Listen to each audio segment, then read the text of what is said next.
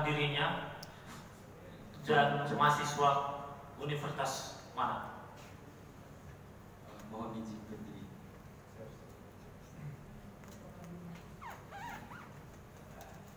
Assalamualaikum warahmatullahi wabarakatuh. Sebelumnya perkenalkan, nama saya Arif Dianto, mahasiswa UIN jurusan manajemen dakwah, asal Bima juga. Terkait dengan dialog publik sekarang siang ini dengan tema Pancasila di tengah ancaman ideologi dunia atau komunisme. Sejak dulu Indonesia selalu, kalau kita kembali pada sejarah, komunisme di Indonesia bisa dikatakan sebagai ideologi ataupun ideologi komunisme itu adalah ideologi yang ketiga kalau nggak salah, yang terbesar di dunia yang ada di Indonesia, yang dimana pada masa itu hadirnya ideologi komunisme, banyak hal, banyak peristiwa, banyak persoalan-persoalan yang terjadi karena memang matinya juga, meninggalnya, terbunuhnya jenderal pada masa itu sebagian besar daripada gerakan komunisme itu sendiri yang dipimpin oleh DNID. Cuma di sini kalau kita pahami di era 2020 Pancasila di tengah ancaman ideologi komunisme, seperti yang disampaikan oleh pemateri-pemateri tadi, kita jangan terlalu takut terhadap persoalan-persoalan seperti itu, dan kita tidak boleh terlalu pesimis dalam menghadapi, dalam memaknai, menyimak terkait dengan hal-hal yang sudah terjadi di era 2020 ini. Seperti dalam hal sekarang itu kita dihadang dengan setelah COVID, kita dihadang dengan RUU Omnibus Law. Itulah salah satu yang terjadi di era sekarang. Cuman di sini ada beberapa hal yang menjadi persoalan-persoalan untuk kita. Meskipun seperti yang disampaikan tadi, ideologi komunisme di Indonesia jangan terlalu kita pesimis terhadapnya, dan juga ada beberapa hal yang harus kita pahami di sini. Perlu kita mohon maaf, mungkin lebih kepada inti pertanyaan langsung karena mengingat waktu juga. Lebih ke inti pertanyaannya saja. Pertanyaannya, karena memang kita karena risau terhadap hal-hal yang terjadi di sekarang ini. Adapun pertanyaan saya, kalaupun ada ideologi ataupun ancaman-ancaman komunisme, gerakan seperti apa yang harus kita lakukan? Strategi seperti apa yang harus kita bangun supaya ideologi komunisme ini tidak terlalu meliar, tidak terlalu tersebar, tidak tersebar di negara Indonesia sekarang ini? Karena memang ketika kita tidak terlalu menghiraukan hal-hal yang seperti ini, bisa jadi nilai Pancasila akan terhapus di negara Indonesia. Kita akan menjadi negara komunisme. Mungkin seperti itu. Sekian, wassalamualaikum warahmatullahi wabarakatuh. Terima kasih. Mungkin ada yang dari Kohati satu, biar langsung.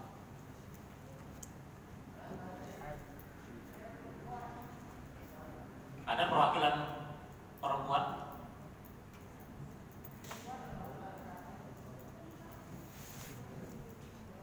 Ada? Oke. Lanjut. Ya, perwakilan IMA.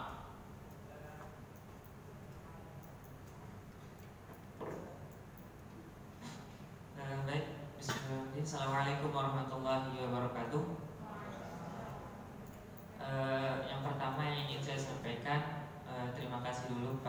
materi yang telah memaparkan banyak materi. Jadi saya ingin langsung to the point saja sebenarnya ya. Tapi pertanyaan saya ada landasannya. Kenapa saya bertanya? Jadi tadi sudah dijelaskan mengenai ideologi Pancasila ini, bahwa kemudian Pancasila di Indonesia tetap kuat, artinya tidak terbantahkan sebelum TAP MPR itu dicabut. Artinya ideologi Pancasila ini akan tetap ada di Indonesia. Kemudian kalau kita, tadi juga ada penjelasan mengenai daruratnya literasi kita di Indonesia ini. Salah satu penelitian yang saya baca di ITB ini masuk ke 30 darurat literasi di Indonesia, artinya tingkat ke 30 dari provinsi. Jadi ingin saya tanyakan, kalau kita tidak banyak baca literasi itu, ideologi Pancasila ini makin terancam sebenarnya, ya. Dengan data tadi, kalau kita lihat itu darurat literasi kita ini bisa terancam sebenarnya. Nah, jadi yang ingin saya tanyakan, besar kemungkinan bagaimana ini yang saya tanyakan kemungkinan, bagaimana besarnya kemungkinan bahwa Pancasila ini akan tergerus dengan ideologi lain. Saya menanyakan kemungkinannya ya. Mungkin itu saja. Sekian, terima kasih. Assalamualaikum warahmatullahi wabarakatuh. Oke, saya akan bacakan terkait dengan pertanyaan-pertanyaan yang sudah disampaikan tadi. Pertanyaan pertama itu terkait dengan strategi apa yang bisa kita lakukan supaya menghindari daripada ancaman ideologi komunis. Terus pertanyaan kedua, bagaimana misal kemungkinan besarnya tergerusnya nilai Pancasila dalam literasi dengan kondisi saat sekarang ini. Mungkin saya langsung beri kesempatan kepada Bunda, kepadanya dipersilakan. Ya, terima kasih. Jadi saya mau sedikit bercerita dulu tentang ideologi. Jadi di dunia ini kan ada ideologi komunis, ada juga liberal. Jadi dulu itu kita kenal dengan ideologi kiri, tengah, kanan. Dan Pancasila itu kan ideologi tengah sebetulnya ya. Ada juga negara yang mengadopsi ideologi tengah kiri, ada juga negara yang mengadopsi ideologi tengah kanan, seperti itu ya. Nah, kalau yang kiri itu adalah ideologi di mana negara itu kuat, negara itu penyelenggara negara, jadi semua dikuasai oleh negara. Itu sebetulnya begitu ideologi itu. Nah, kalau ideologi kanan liberal, di mana negara hanyalah fasilitator aja, yang kuat itu rakyat, masyarakat, negara fasilitator aja. Nah, kalau di Cina, di mana rakyatnya itu miliaran, kalau dia pakai ideologi liberal, hancur dia. Gimana setiap hari rusuh, rakyatnya ada miliaran, makanya dia pakai komunis. Itu kan sebetul-betulnya definisi ideologi itu kan seperti itu, ya kan? Hanya saja ketika komunis masuk ke Indonesia, dia meninggalkan jejak kelam di Indonesia. Dia bunuh semuanya, pembunuhan jenderal-jenderal yang tadi disebutkan oleh Ade, ya kan? Oleh sebab itu, untuk menghadapi ideologi-ideologi seperti itu, maka Pancasila lahir untuk menghadapi hal-hal seperti itu. Terus yang ditanyakan adalah mengantisipasi ideologi lain tumbuh subur di Indonesia, gitu ya. Begitu ya Pak moderator? Ya. Yang pertama itu seperti saya sudah sebutkan tadi. Jadi dari mulai SD itu sebenarnya saya sangat menganjurkan bahwa semi doktrinasi tentang ideologi itu sudah harus dimasukkan ke warga negara Indonesia. Karena Pancasila kan sebagai dasar negara, jadi sejak kecil sudah harus ditanamkan. Kebetulan anak saya kan sekolah di sekolah internasional, tetapi Meskipun sekolah internasional, kalau dia berada di Indonesia dan studentnya itu adalah warga negara Indonesia, wajib hukumnya dapat kurikulum tentang Pancasila, tentang PKN. Dulu kan sempat kalau sekolah internasional dulu sempat tidak ada, boleh tidak ada kurikulum tentang Pancasila, tetapi sekarang alhamdulillah sudah ada. Dan kenapa saya tekankan itu? Karena semenjak kecil kita harus ada semi-doktrinasi soal ideologi. Karena di waktu kecil itulah golden age manusia itu kan di waktu kecil, sehingga dia terpatri betul di dalam pikiran dan hatinya tentang nilai-nilai Pancasila. Kalau ujuk-ujuk dikasih ketika umur 20 atau teenager, nggak usah 20 ya, 20 kan state of mind kita sudah mulai stable. Tapi saat teenager di mana kita galau karena perubahan hormon dan lain-lain, masuk ideologi Pancasila pasti nggak dapat.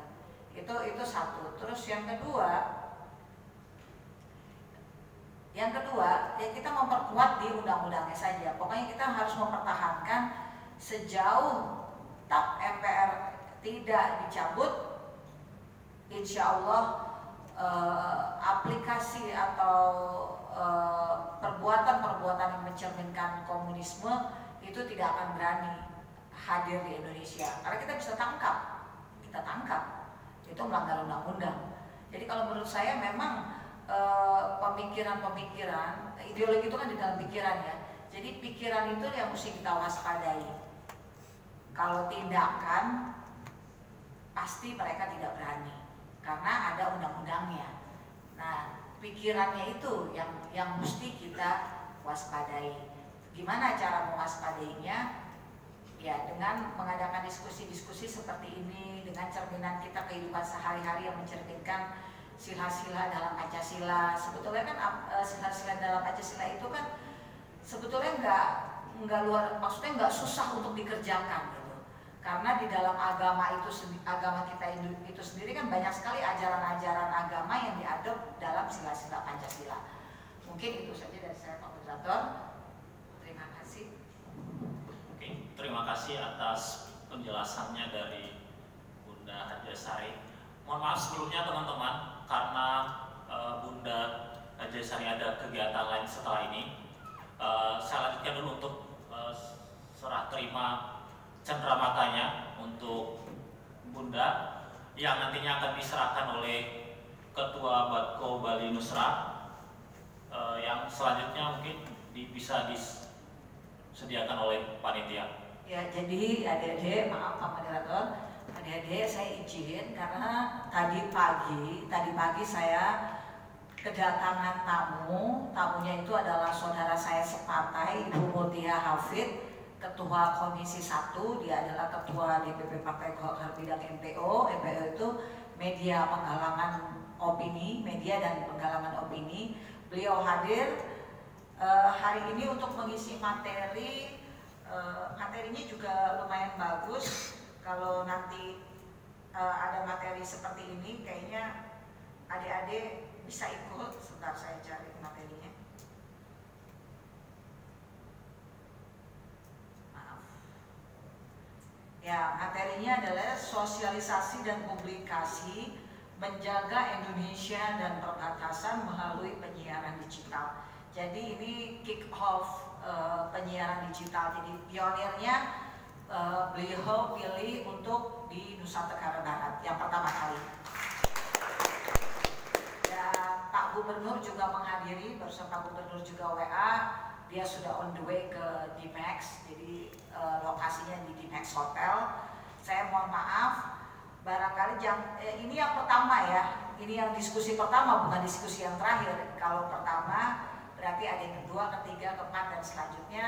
Saya harap silaturahmi kita tidak berhenti sampai di sini, tetapi ini adalah awal dari silaturahmi kita. Salam kenal, semoga diskusi ini bermanfaat dan silaturahmi kita jangan putus seperti yang saya bilang tadi, bahwa ini adalah merupakan bentuk-bentuk penjalinan jaringan.